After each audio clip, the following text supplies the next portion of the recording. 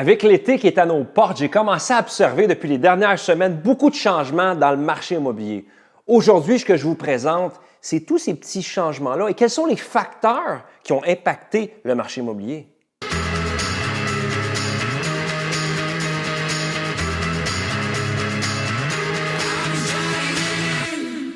« 2022 a commencé en force. La demande était vraiment forte, l'offre de maisons était basse, ce qui faisait que les prix montaient. Mais au printemps, ce qu'on a vu, c'est des changements se manifester dans le marché immobilier. On a commencé à avoir toutes sortes de petites choses qu'on ne voyait pas depuis peut-être 2 ans. Mais pour comprendre ces changements-là, autant chez le consommateur que chez le marché dans son ensemble, il faut regarder, il faut étudier plus précisément, plus individuellement tous ces différents facteurs-là. Donc, ce qu'on va faire, on va regarder ces facteurs-là ensemble. Et à la fin, je vais vous expliquer, vous, si vous êtes propriétaire et que vous pensez vendre, comment est-ce que vous pouvez vous adapter à cette nouvelle réalité qu'on semble voir dans le marché immobilier. Si c'est votre première fois sur ma chaîne et que vous aimez l'immobilier, avoir des visites guidées de différentes propriétés à Laval et les alentours et que vous aimez avoir des informations sur le marché immobilier, bien, je vous invite à vous abonner à ma chaîne et cliquer sur la petite clochette pour les notifications. Comme ça, vous allez recevoir mes nouveaux vidéos. Et ceux qui ne me connaissent pas, mon nom, c'est Gabriel Laflamme. Je suis courtier immobilier depuis 2009 et à chaque jour, je reçois des gens comme vous qui m'écrivent, qui m'appellent, qui m'écrivent dans les commentaires sur YouTube pour me dire « Gabriel, j'ai besoin d'aide. Je vais acheter ou je vends une maison dans 1 mois, dans 6 mois, dans 1 an. » Si c'est votre cas, je vous invite à me laisser savoir, puis mon équipe et moi, on va se faire un plaisir de vous accompagner tranquillement pour que votre projet, votre transition soit la plus fluide possible. On commence par regarder les taux d'intérêt. Les taux d'intérêt ont explosé récemment. C'est vraiment fou. Depuis que je suis courtier immobilier, je n'ai jamais vu des changements aussi rapides, aussi drastiques en si peu de temps. Pour vous donner une idée, en janvier 2022, les taux fixes 5 ans étaient autour de 2,59, 2,69. Et là, maintenant, pratiquement toutes les banques à qui je parle sont rendues à 4 sur un taux fixe de 5 ans. Sont rendues à 4 et plus. Peut-être qu'il y a certaines banques virtuelles qui sont en bas de 4. Mais la tendance, c'est qu'on s'en va tout en haut de 4, puis on s'approche pas mal de 5. Parce que quand je parle aux banquiers, ils disent tout, selon toutes les banques à qui je parle, de 4, on va se rendre à 5 %. Donc, quand je parle à tous les banquiers, ça me laisse croire que la tendance n'est pas finie de monter. On n'a pas fini de voir des augmentations. Et pour le consommateur, il y a beaucoup de conséquences. La préautorisation, maintenant, quand les acheteurs veulent acheter une maison, ils rencontrent leur banquier, ils se font rédiger une belle lettre de préautorisation. Généralement, c'est bon pour environ 3 mois. C'est-à-dire que le taux qui est gelé, qui est garanti par la banque, est bon pour 3 mois. Fait que les acheteurs ont l'empressement d'acheter. Et si à la fin de ce 3 mois-là, ou peut-être des fois un peu plus si les banques sont plus flexibles, mais si à la fin de cette période-là, ils n'ont pas acheté, ils doivent renouveler cette lettre de banque, cette lettre de préautorisation-là. Et là, le problème, c'est que si vous aviez, exemple, une lettre de préautorisation à 2,79, mais que là, maintenant, vous faites faire votre nouvelle lettre, vous êtes à 3,99 ou peut-être 4,19, bien là, ça change la donne. Là. Quand les gens font les calculs, ils se rendent compte, tabarouette, OK, c'est plus le même projet. Fait qu'il y en a beaucoup d'entre eux, de ces acheteurs potentiels-là, qui disent, regarde, moi, le projet est sur la glace. Je mets ça de côté. Fait que ça fait qu'il y a moins d'acheteurs qui magasinent actuellement pour une maison. On est encore dans la belle saison, puis pourtant, on voit qu'il y a moins d'acheteurs qui se promènent. Et quand on regarde le calcul de leur budget, hein, les salaires n'ont pas monté, mais le budget, là, les gens regardent, OK, bon, mais moi, là, j'ai un budget qui est alloué pour l'immobilier. Là, ils se rendent compte que si les taux d'intérêt montent de 1 pour chaque fourchette de 100 000, 1 de plus, ça équivaut à 50 $ de plus par mois que tu payes à ta banque. Fait que si tu as une hypothèque de 400 000, bon, ben 1 de plus sur 400 000, c'est 200 $ plus ou moins quelques dollars.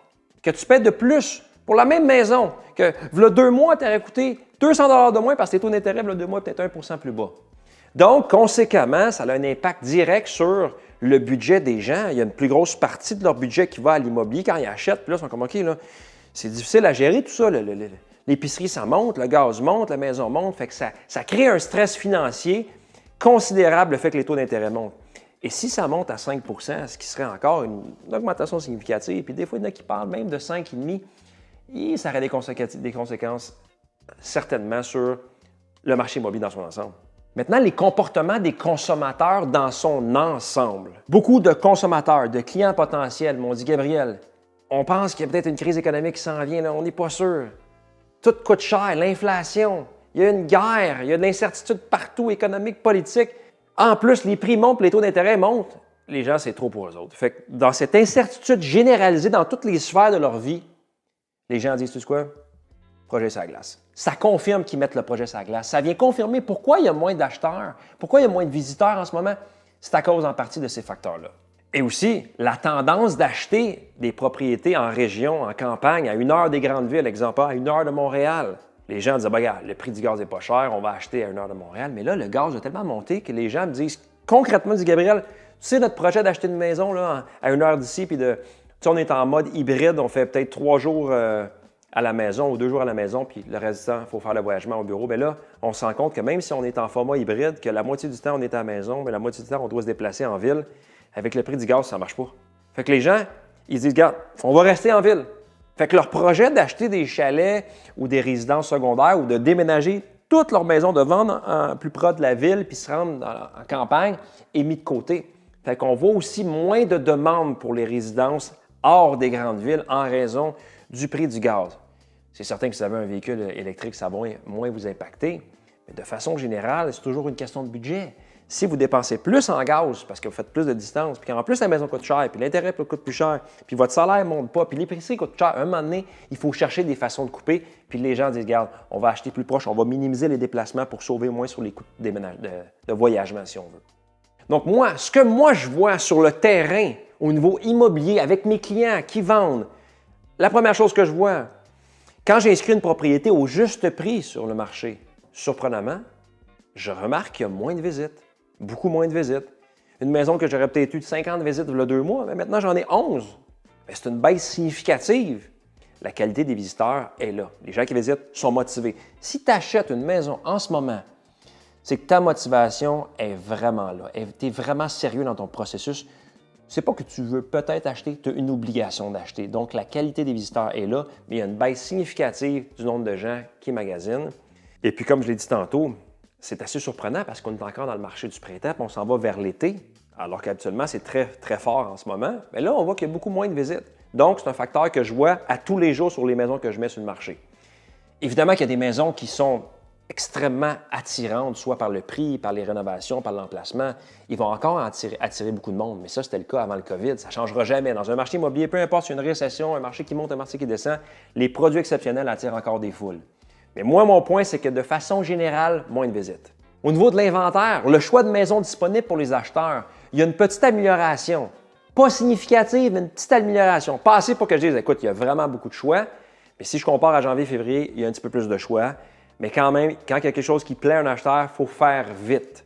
Mais la question que je me pose est la suivante. Quand que je parle à tous les intervenants dans l'industrie, les banquiers, les économistes, les évaluateurs, les courtiers, de toutes les différentes régions du Québec, même dans le reste du Canada, aux États-Unis, dans le monde. Je fais des groupes de discussion avec des courtiers partout dans le monde entier parce que je suis curieux. Mais ce que je remarque pour le Québec, pour le Canada, c'est que tout le monde se dit il me semble qu'on approche proche de la... Tu sais, il y a une montagne, là, quand il y a une montagne russe. Là. Les gens, on dirait qu'ils pensent tous qu'on approche le haut de la montagne ou le dernier wagon de la parade, si vous préférez. Et ce que ça veut dire concrètement, c'est que beaucoup de gens... Je suis certain, moi, qu'il y a des gens qui pensent vendre depuis 1 an qui se disent « Boy, là, si je veux vendre, c'est peut-être le temps. » Parce que si je n'embarque pas dans la parade maintenant, peut-être que le 20, 30, 50 000 que j'aurais maintenant en offre multiple, bien, je ne l'aurais peut-être pas dans 3, 4, 6 mois si le marché continue de s'atténuer. Donc, ça va être intéressant de regarder semaine après semaine si on voit une augmentation de l'inventaire, ce qui me laisserait croire que peut-être qu'il y a des gens qui ne veulent pas laisser cette opportunité-là passer, s'ils ont un désir de vendre. Maintenant, au niveau du nombre d'offres d'achat, de promesses d'achat qu'on reçoit sur des maisons qui sont en vente, ce qu'on remarque, ça fait un peu de sens, c'est qu'on reçoit beaucoup moins d'offres. Début de l'année, le premier trimestre de 2022, on recevait des fois des 10, 15, 20, 25, 30 offres. Mais maintenant, de façon générale, encore une fois, on reçoit encore plusieurs offres. Mais ça va de 1 offre à 2, 3, 4 offres. Si le produit est exceptionnel, oui, on en a beaucoup. Mais de façon générale, maintenant, on est heureux quand on a 3 offres. Et ce qui est surprenant, c'est encore une fois la qualité des offres. On peut avoir seulement 2 offres et vendre 50 000, 75 000, 100 000. Et ce qui est surprenant, c'est que même avec 1, 2, 3 offres, 4 offres, on peut avoir un prix exceptionnel. La semaine dernière, je reçois 2 offres d'achat sur une propriété. Ça se termine 50 000 en haut du prix demandé avec seulement 2 offres. Donc, ça revient au concept que la qualité des acheteurs est là, le sérieux. Ça fait peut-être plusieurs fois qu'ils perdent en offre multiple, ces acheteurs-là. Ils se présentent, ils ont la bonne propriété, ils ne veulent pas la perdre. Puis ils savent qu'ils ont une urgence parce qu'ils ont une préautorisation qui va bientôt venir à échéance, puis là, ils vont être au nouveau taux. Leur préautorisation actuelle, en d'autres termes, exemple, est peut-être à 3,19. Puis là, ils savent que s'ils n'achètent pas d'ici 2 semaines, bien, ça va monter peut-être à 4,19. Donc, ils ont un empressement d'acheter avec leur lettre de pré-autorisation actuelle et sont tannés de perdre en offre multiple, fait qu'ils rentrent fort. Donc, pour les gens qui veulent vendre, bien, c'est surprenant de voir que même si vous avez juste 10 visites puis 2 offres d'achat, vous pouvez vendre à un excellent prix. Mais ça, par exemple, on sait tous que ce crémage sur le gâteau-là, là, ce bonus, cet extra, ne durera pas éternellement. Fait que ceux qui pensent vendre, qu'ils récoltent ce bonus-là maintenant, ça va peut-être durer encore une couple de mois, mais ça ne durera pas certainement pas quelques années. Un autre fait que je remarque, j'ai recommencé à avoir des petites négociations sur le prix demandé. C'est assez rare encore une fois, mais hier, je faisais une analyse, j'ai sorti les 10 dernières ventes dans un secteur où je vendais une propriété, puis je regardais les prix vendus versus les prix demandés. Puis sur les 10 ventes, il y en avait 2 ou 3, je ne me trompe pas, que le prix vendu était en bas du prix demandé. Donc, il y avait eu une négociation entre les parties. Vous allez dire, oui, mais ça, c'est normal, oui, parce que pendant le marché du COVID, c'était plus rare. Donc, on recommence à voir des choses qu'on voyait avant le COVID. Et si la tendance continue, bien, c'est quelque chose qu'on va voir de plus en plus souvent. Et une dernière chose que j'ai remarqué, c'est que, il y a peut-être 3 semaines, je fais une offre d'achat avec mon client et ami Guillaume. On fait une offre d'achat de ma maison, elle est affichée à 900 000 $. Et ce qui est étonnant, on compétitionnait contre 2 autres offres, donc il y avait un total de 3 offres. Et on a gagné en offre multiple sans offrir en haut du prix demandé. On a offert le plein prix et on a gagné. Et le prix demandé représentait la valeur. Et surprenamment, on a eu juste à payer le plein prix pour l'obtenir. Mais ça, là, c'est quelque chose de nouveau. C'est encourageant pour les acheteurs, mais ça, encore une fois, lance un message aux gens qui veulent vendre qu'on rentre dans cette transition-là. Le marché est changeant. Cette facilité d'aller chercher beaucoup d'argent de plus que le prix demandé va peut-être s'atténuer, puis va laisser place à plus de négociations. Donc, qu'est-ce que ça veut dire? Tout ce que je viens de discuter avec vous. Si vous, là, vous avez un projet de vendre votre propriété prochainement, je donne quelques conseils, c'est gratuit, vous faites ce que vous voulez avec ça, mais si j'étais dans votre position, si j'avais à vendre une propriété moi-même ou si j'avais à conseiller un membre de ma famille ou mes clients que je vais conseiller dans les prochaines semaines, je vais leur donner exactement les conseils que je donne là. Le premier, il faut inscrire votre propriété au juste prix. Les prix optimistes, là, 20, 30, 40 000, 50 000 en haut du prix demandé, ce qui risque d'arriver, c'est que vous risquez d'aller dormir sur le marché pendant une couple de semaines, une couple de mois, puis de voir toutes les autres maisons sur le marché se vendre. C'est trop risqué dans un marché qui est changeant. Vous inscrivez au juste prix, un prix qui est bon pour vous, un prix qui est bon pour l'acheteur, et résistez à la tentation de le mettre à un prix qui serait optimiste, idéaliste. Parce que c'est risqué dans un marché qui est changeant de faire ça. Deuxième chose que vous devez vous préparer, c'est de voir possiblement plus de pancartes de maisons à vendre. Parce que ce qui pourrait arriver graduellement, on pourrait voir plus de maisons à vendre, une augmentation graduelle de l'inventaire sur le marché. Ce n'est pas garanti, mais c'est une possibilité. Donc, si vous voyez plus de pancartes, paniquez pas. Ce qui risque d'arriver, c'est que les délais sur le marché pour vendre une maison vont simplement s'allonger.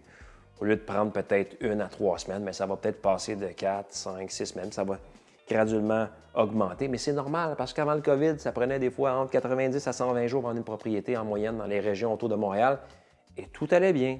Un autre élément, c'est que pendant le marché du COVID, quand tout se vendait parce qu'il y avait une pénurie de maisons, on pouvait mettre une maison sale, pas en bonne condition, pas décorée, pas peinturée avec des murs vert forêt, avec du poil de chat partout, ça ne sentait pas nécessairement bon dans la maison, puis on la vendait en offre multiple. Mais ça, dans un marché qui est changeant, on évite ça. On s'assure que votre maison soit dans un état parfait, c'est-à-dire propre, ça sent bon, les vitres sont lavées, on fait un peu de home staging, on la présente au grand public dans son meilleur état possible.